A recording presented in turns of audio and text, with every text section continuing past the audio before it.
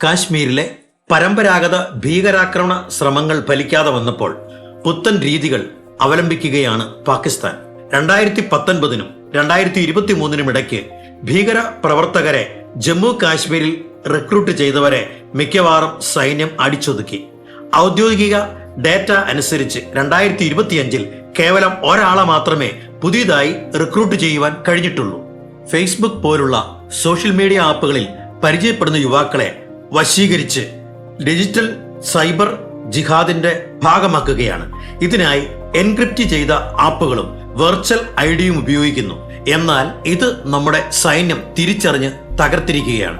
WhatsApp, Telegram, signal, wire എന്നീ ആപ്പുകളാണ് ഇതിനായി ഉപയോഗിച്ചു വന്നിരുന്നത്. എന്നാൽ കൗണ്ടർ ഇന്റലിജൻസ് കാശ്മീർ ഇത്തരം 5 മോഡ്യൂളുകൾ കണ്ടെത്തുകയും അവയെ തകർക്കുകയും ചെയ്തിട്ടുണ്ട്. 36 വർഷത്തെ ഏറ്റവും കുറഞ്ഞ റിക്രൂട്ട്മെന്റിന് കാരണം ഇതാണ്.